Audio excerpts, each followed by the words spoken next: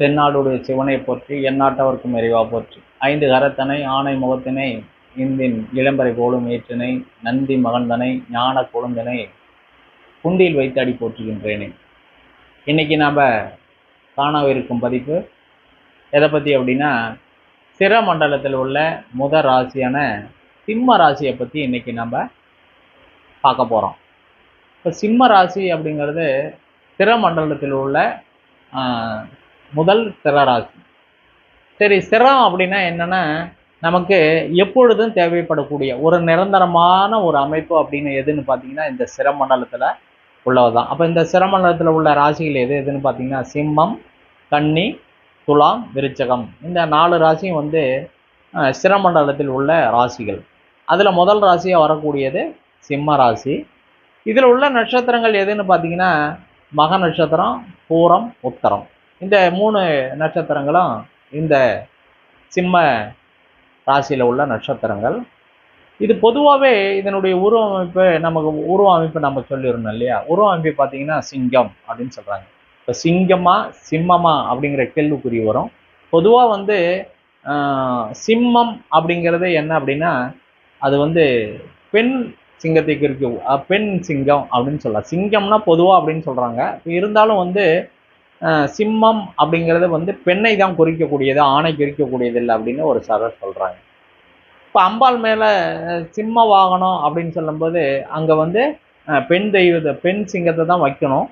அது முறை அதுதான். ஆனால் வந்து எந்த அமைப்பில் நீங்கள் வச்சுக்கிறீங்களோ உங்களுடைய புரிதல் எதுவோ அதுவோ மொத்தத்தில் சிம்மம் அப்படிங்கிறத வச்சுக்கிட்டோன்னா ஒரு சிங்கம் அப்படிங்கிற ஒரு முறையை நம்ம வச்சு இப்போ இதுக்கு பலனை பார்ப்போம். இது வெப்பராசி, சிரராசியில் உள்ள வெப்பராசி. அப்படின்னா இந்த வெப்பம் அப்படின்னா எதுக்குன்னா, நமக்கு வாழ்நாள் பூரா ஒரு நல்ல விதமாக பயன்படக்கூடிய ஒரு வெப்பம் அப்படின்னு பார்த்தீங்கன்னா நம்மளுடைய தேவைக்கானது அப்படின்னு சொல்லலாம்.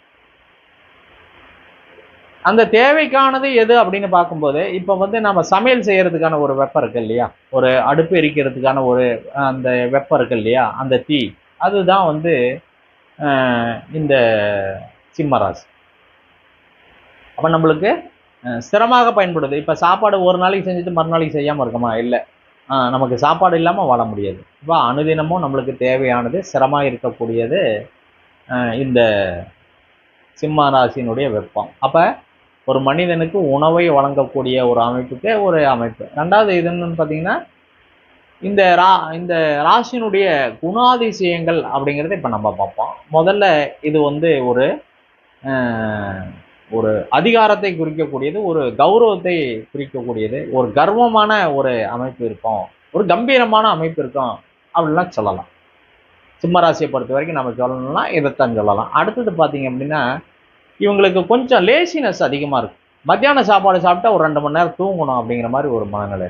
அப்போ கொஞ்சம் பார்த்துக்கலாம், செஞ்சுக்கலாம், எங்கே போயிட போகுது அப்படிங்கிற மாதிரி ஒரு அசால்ட்டான மனநிலையிலையும் இருக்கலாம். அதே சமயத்தில் பார்த்தீங்கன்னா கொஞ்சம்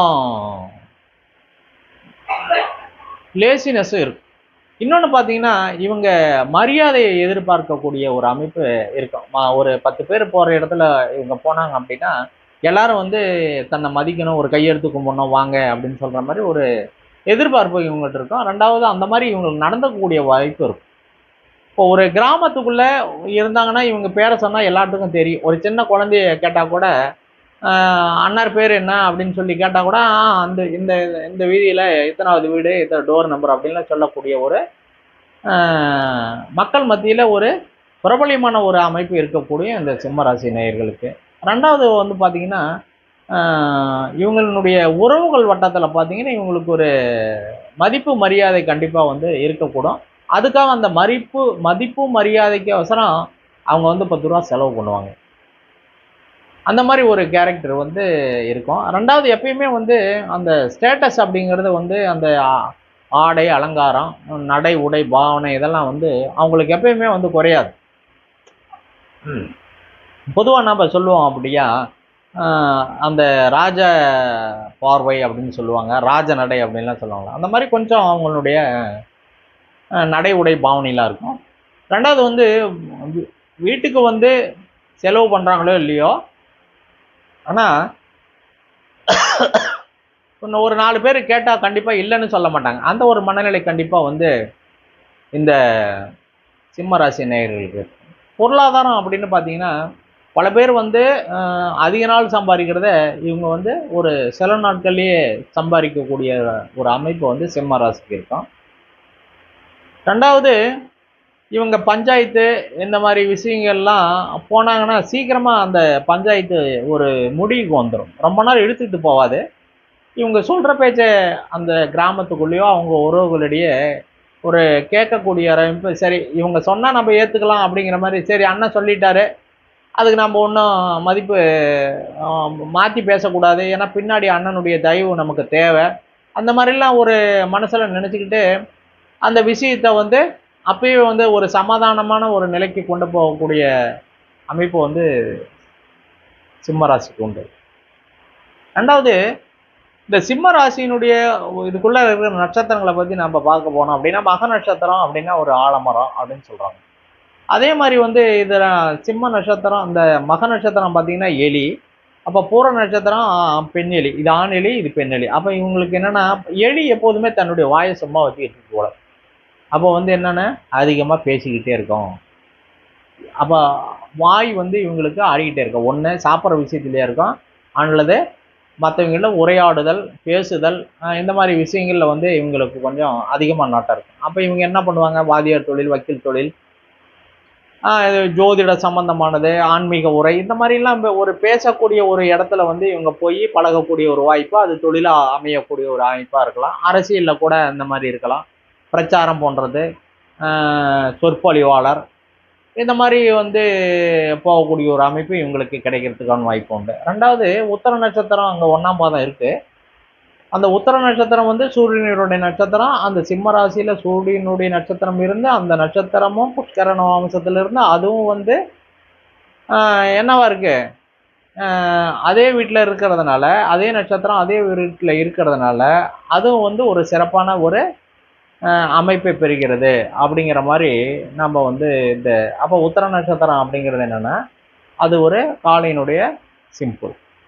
அப்போ என்ன அப்படின்னா, இந்த காளை என்ன செய்யுது அப்படின்னா உழைக்கக்கூடியது, நமக்கு உறுதுணையாக இருந்து செயல்படக்கூடியது. அப்போ உத்தர நட்சத்திரத்தில் ஒருத்தர் இருந்தாங்கன்னா அவங்க கண்டிப்பாக ஊருக்கு உழைக்கக்கூடிய ஒரு அமைப்பு இருக்கும். பிரதிபலனை எதிர்பார்க்காம உழைக்கக்கூடிய ஒரு அமைப்பு இருக்கும்.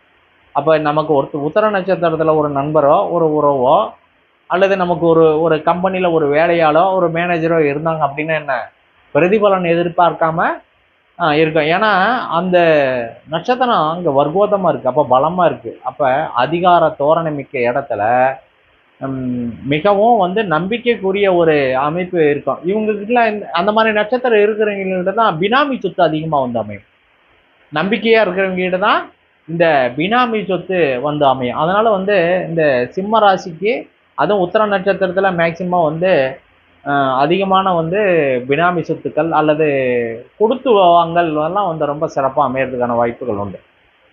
அதே மாதிரி இன்னொன்று நம்ம சொல்ல போனோம் அப்படின்னா, சிம்ம ராசியில் வந்து மக நட்சத்திரத்துக்கு உள்ளது என்னென்னா காவடி அப்படின்னு சொல்கிறோம் இல்லையா. அந்த காவடிங்கிறது என்ன அப்படின்னு பார்த்தீங்கன்னா, நம்மளுடைய சுமைகளை குறைக்கக்கூடியது தான் காவடி. அப்போ நீளமாக இருக்கிறத, அதாவது ஒரு 50 கிலோ இருக்கிறத நம்மளுடைய தோலில் 25 கிலோவா ஒரு குச்சியில் கட்டி தூக்கணும்னா ஈஸியாக தூக்கிட்டு போயிட முடியும், தலை பாரம் இல்லாமல். அதாவது மொத்த வைத்தியம் ஒரே இடத்துல வைக்காம இலகுவாக அதை ஒரு விஷயத்தை கொண்டுட்டு போகிறது வந்து மக நட்சத்திரம். இன்னொன்று பார்த்தீங்கன்னா அது பல்லாக்கு. மக நட்சத்திரோடைய சிம்பல் வந்து பார்த்தீங்கன்னா பல்லாக்கு. அப்போ என்ன, அந்த அமைப்பில் பார்க்கும்போது நம்மளுக்கு வந்து இலகுவாக எந்த ஒரு வேலையும் சீக்கிரமாக நடக்கும். இதனுடைய மரம் அப்படின்னு பார்த்தீங்கன்னா உங்களுக்கு ஆலமரம். அப்போ ஆலமரம் அப்படின்னா என்னென்னா, நம்மளுடைய நெகட்டிவ் தன்மையை கூட அங்கே போய் உக்காந்தோம்னா பாசிட்டிவ் தன்மையை, நமக்கு ஒரு கஷ்டம், இந்த ஒரு பிரச்சனையை எப்படி நமக்கு சமாளிக்கிறது அப்படிங்கிற ஒரு மனநிலை இருந்தது அப்படின்னா நம்ம அங்கே போய் அந்த ஆலமரத்தடியில் கொஞ்ச நாள் அப்படியே அந்த ஆலமரத்தோட நம்ம தொடர்பு வைத்து அங்கேயே உட்காந்துக்கிட்டு வந்திருந்தோம்னா நம்மளுடைய எண்ணம் மனமும் மாறி நல்ல ஒரு அப்டேட்டுக்கு வந்து ஒரு தைரியமாக செயல்படக்கூடிய ஒரு அமைப்பு, ஒரு நல்ல ஒரு சூழ்நிலையை உருவாக்கக்கூடிய ஒரு அமைப்பு யாருக்கு இருக்கும் அப்படின்னு பார்த்தீங்கன்னா, இந்த மாதிரி ஆலமரத்தோடு அதிகமாக பயன்படுத்தி வரவங்களுக்கு கண்டிப்பாக நல்லாயிருக்கும். ரெண்டாவது, உறவுகள்லாம் வந்து சரியாக இல்லை சார், நாம் ஒன்று நினச்சா அந்த உறவுகள்லாம் ஒரு மாதிரியாக போகுது, உறவுகளோட நெருங்கி என்னால் இருக்க முடியல அப்படிங்கிறவங்க என்ன பண்ணலாங்கன்னா, இந்த ஆலமரத்தோட அதிகமாக தொடர்பு வைத்துக்கிட்டு வந்தாங்கன்னா, இவங்களுடைய உறவுகள் வந்து இவங்களுக்கு பாசிட்டிவ் தன்மையாக மாறுவதற்கான வாய்ப்பு இருக்கும். அடுத்தது பார்த்தீங்கன்னா, பூர நட்சத்திரம் ஆண்டாளினுடைய நட்சத்திரம் அப்படின்னு சொல்கிறான் இல்லையா? ஒரு தொடர் வேலையை செய்யக்கூடியது பார்த்தீங்கன்னா, இந்த பூர நட்சத்திரம். தன்னுடைய இலக்கை நோக்கி அடையறதுக்கு பூர நட்சத்திரம் மிகப்பெரிய ஒரு உதாரணம். ஏன் அப்படின்னு கேட்டிங்கன்னா, ஆண்டாளினுடைய தந்தை வந்து பெரியாழ்வார். அவர் வந்து ஆண்டவனுக்கான பகவானுக்காக அந்த மாலையை தொடுத்து வீட்டில் வச்சிருக்கும்போது, அது ஆண்டாள் எடுத்து அழகு அழகு பார்ப்பாங்களாம் ஆண்டாள். அந்த மாதிரி ஆண்டவனையே ஆண்டவனுடைய மாலையை கழுத்தில் போட்டு ஆண்டவனை நினைத்து ஆண்டவனையே அடைந்தவள் யார் அப்படின்னு பார்த்தீங்கன்னா ஆண்டாள். அப்போ ஒரு சாதாரண நிலையிலிருந்து, ஒரு சாதாரண குடும்பத்திலிருந்து தன்னுடைய எண்ணத்தாலும் மனதாலும் செயலாலும் சிந்தனையாலும் இறைவனை ஒருமுகமாக நினைத்து உயர்ந்த ஒரு நிலைக்கு அடைந்தவர்கள் தான் ஆண்டாள். அதனால தான் நம்மளுடைய அரசில் வந்து அந்த கோபுரம் வந்து அந்த சீலா வைக்கப்பட்டிருக்கிறது. இது எதுக்காக அப்படின்னா, யாரும் எந்த நிலைக்கும் உயரலாம் அப்படிங்கிற ஒரு நினைவாக தான் அது வைக்கப்பட்டிருக்கிறது. அதே போல் வந்து பூர நட்சத்திரம் என்னென்னா, ஒரு ஒரு ஒரு பெண் எப்படி ஒரு கர்ப்பப்பையை ஒரு குழந்தையை தாங்கி வளர்க்குறாளோ, அதே மாதிரி வந்து ஆணுக்கு எப்படி இருக்கும் அப்படின்னா, அது வந்து கர்ப்பதானம் அப்படின்னு சொல்கிறாங்க. பூர நட்சத்திரத்தை கர்ப்பதானம், அதாவது அவங்களுக்கு வந்து எதையுமே வந்து மறைச்சு வைக்க தெரியாத ஒரு குணத்தை கொண்டவர்கள் அப்படின்னு சொல்கிறாங்க. பிறருக்கு தனக்குன்னு எதையும் வச்சுக்காம பிறருக்கு கொடுப்பதில் ரொம்ப ஒரு நிதர்சனவாதி யார் அப்படின்னு பார்த்தீங்கன்னா பூர நட்சத்திரத்துக்காரங்க. அவ்வளோ ஒரு அற்புதமான ஒரு நட்சத்திரம் பூர நட்சத்திரம். சரி சார், இந்த பூர நட்சத்திரத்தை நம்ம வாழ்க்கையில் எப்படி சார் பயன்படுத்திக்கலாம்? நமக்கு வந்து ஒரு அர்ஜென்ட்டான தேவை, ஒரு இடத்துல கடன் கிடைக்கணும், ஒரு இடத்துல லோன் ப்ராசஸிங்கு தங்கு தடையில்லாமல் நமக்கு கிடைக்கணும் அப்படின்னா, நீங்கள் வந்து அந்த முதல் நாள் வந்து பூர நட்சத்திரத்தில் நீங்கள் போய் கேளுங்க. உங்களுக்கு அந்த பிரச்சனை வந்து ஈஸியாக வந்து ரொம்ப தூரம் ரொம்ப நாள் எடுத்துக்கிட்டு போகாமல் மிக வேகமாக கிடைக்கக்கூடிய ஒரு அமைப்பு கண்டிப்பாக இருக்குது. மேக்சிமம் வந்து இந்த பூர நட்சத்திரத்தில் நாளில் போய் நம்ம வந்து ஒருத்தர்கிட்ட கொடுத்த கடனையும் அல்லது வந்து கடன் கேட்க போனாலும் நமக்கு வந்து அவங்க இல்லைன்னு சொல்ல மாட்டாங்க. நம்ம ஒரு கால் நம்ம அவங்ககிட்ட எப்பயுமே பணம் இருக்குது அப்படின்னு போயிருந்தா, அன்னைக்கு அவங்ககிட்ட பணம் இல்லைன்னா கூட இல்லைன்னு சொல்ல மாட்டாங்க. ஒரு 2 நாள் கழிச்சு வாங்க, ஒரு 4 நாள் கழிச்சு வாங்க, பார்த்து ஏதாவது ஏற்பாடு பண்ணி தரேன் அப்படிங்கிற ஒரு மனநிலையை அந்த மாதிரி ஒரு சூழ்நிலையை உருவாக்கி அவங்களுக்கு ஒரு சாதகமான நிலையை உருவாக்கக்கூடியது பூர நட்சத்திரம். அதே போல் வந்து இந்த உத்தர நட்சத்திரம் அப்படின்னு பார்த்தீங்கன்னா ரொம்ப உழைப்பில் ரொம்ப அதிகமாக வந்து அவங்க நாட்டம் செலுத்துவதாலும், இப்போ அதே வந்து காளையை வந்து நீங்கள் பார்த்தீங்கன்னா ஜல்லிக்கட்டுக்கு விடுவாங்க. அடுத்தது பார்த்தீங்கன்னா அது செக்கிலுக்கு விடுவாங்க. அடுத்தது பார்த்தீங்கன்னா வண்டி மாடு. அடுத்ததுக்கு பார்த்தீங்கன்னா உழவு. இப்படி எல்லா தொழிலுக்கும் பயன்படுத்தும் ஒரு பலநோக்கு பல சிந்தனை அமைப்புகளுக்கு செயல்படக்கூடியது இந்த காளை. அதனால் இந்த காளை நட்சத்திரத்தையும் ரொம்ப பலமாக இவங்களுக்கு இருக்கான். இந்த உத்தர நட்சத்திரத்துக்காரங்க மேக்சிமம் வந்து ஏதாவது ஒரு வகையில் பஸ்மம் சார்ந்த உணவுகளை சித்த வைத்தியர்களோட இவங்களுக்கு அதிகமாக பலம் குறைவாக போகிறதுக்கு வாய்ப்புகள் அதிகம் இருக்கும்.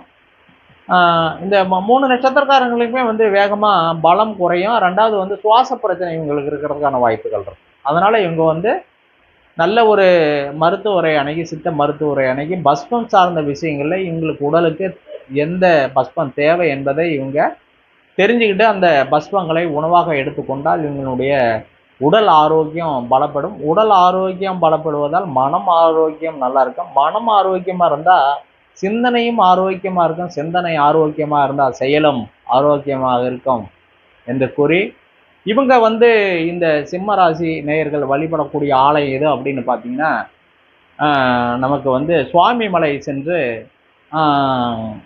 அந்த ஆலயத்தில் எழுந்தருளிய சிவனையும் முருகனையும் வழிபாட்டா செய்து கொண்டார்கள். இவங்களுடைய வாழ்வினுடைய அனைத்து கஷ்டங்களும் கொஞ்சம் கொஞ்சமாக குறைந்து வாழ்க்கையில் ஒரு நல்ல முன்னேற்றத்தை அடையலாம் என்று கூறி மீண்டும் ஒரு பதிவில் சந்திப்போம். வாழ்க வளமுடன், வாழ்க வையகம். நன்றி, வணக்கம்.